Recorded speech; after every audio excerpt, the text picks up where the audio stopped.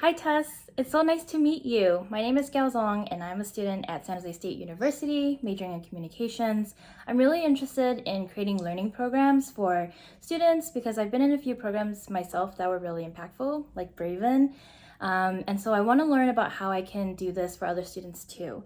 I know that you do this at Braven, so can I ask you a few questions about your experience?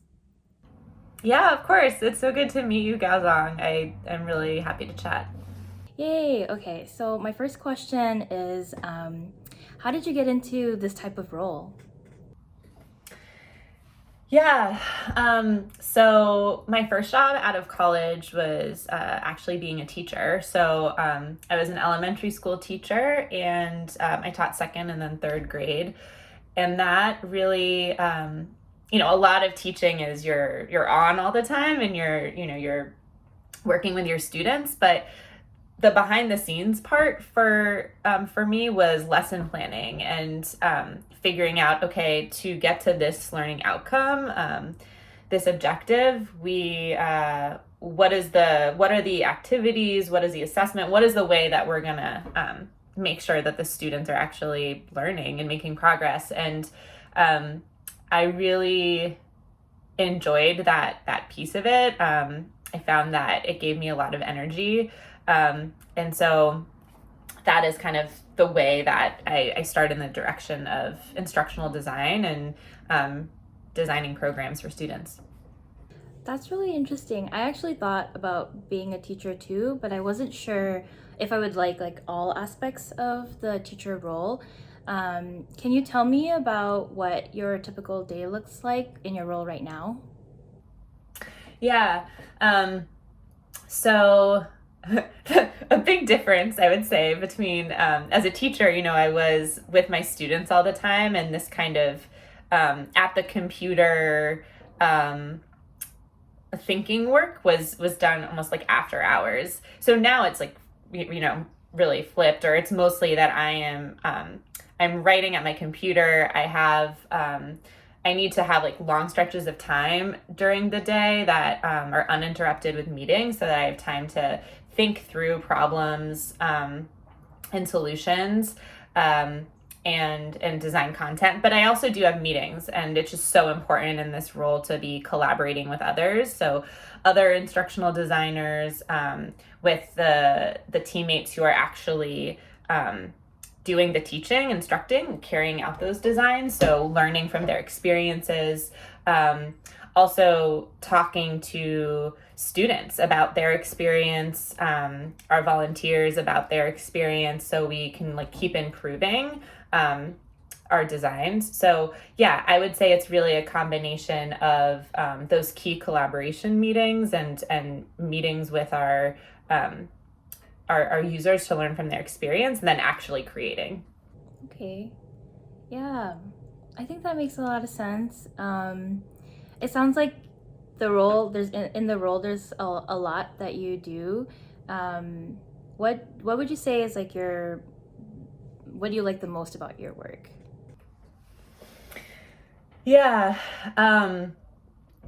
I love solving tough problems. So I think that when there's something that's really ambiguous or unknown, and it's a tough problem to solve, I really love digging into it. We on our team, we often use design thinking, the same framework our fellows learn to approach those problems. But I think I really love being in that space of understanding what our users' needs are and synthesizing that to then ideate and figure out what solutions make sense. Yeah, I love that I get to solve problems all the time at my job. Yeah. What about what do you like the least? Hmm. Good question. I think, yeah, I think that, as I said, meetings are just a big part of the job, no matter what, and collaboration super important. But I think because I think they can sometimes be draining for me. because I really require long stretches of time to do really intentional thinking and problem solving. Having many meetings stacked up through the day can get in the way of that. Can be draining if there's not like a really clear purpose of them. So I would say that's probably the thing I like the least. Okay. Yeah, I think that makes a lot of sense. I feel like I would like the same aspects that you like too with problem solving. So it's cool to hear the things that you need to do. Because I'm really interested in this kind of role, I want to know what skills or abilities or personal attributes that you think would make someone very successful in this role. Yeah. I think that in this role you have to be a really strong writer, so really strong written communicator. I think you need to be able to empathize well, so really stand in others' shoes and understand their experience. I think that you have to be a creative thinker, be able to think outside the box. I'd also say be a continuous learner. Like you're never, when college is over, it's not the end of your learning. You have to continually learn both to be a content expert, like on the thing that you're teaching, but also just new ways of doing the work and staying up on that, and new technologies too. So yeah, those are some of the skills I'd say you need. Okay, yeah, I feel like those are things I want to learn too. And I want to be conscious of your time. So my last question for you is, what advice would you have for someone who's interested in going into this industry and role? Yeah, I actually think that I know you said you weren't sure if if you wanted to be a teacher and liked all aspects of that role, but I do think that that is a really good career path, and a way to start in this work is being in the classroom directly doing the teaching, because I think you get that experience of both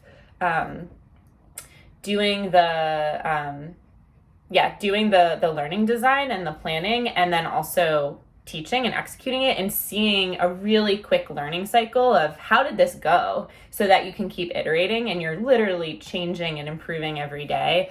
I think that is so key to it's key that I had that experience. So I would suggest a career path of doing it, and even if it's not, I was an elementary school teacher, but some kind of direct instruction work to start out. Okay, yeah, that's really great advice. I will definitely think about that one. But thank you so much for taking the time to answer my questions. I definitely want to stay connected. Also, do you know anyone who you think I should connect with to learn more about this kind of work? Yeah, definitely. There's some colleagues I currently work with, and other folks that I used to work with that have taken like slightly different paths. So it'd probably be great for you to connect with them. I'll reach out to them and see if they're willing, and then I'll connect you over email. Okay, thank you so much. I look forward to getting that email, and I hope you have a nice day. Same, it was so great to meet you, Gaozong. Thanks, Tess. All right, bye. Bye.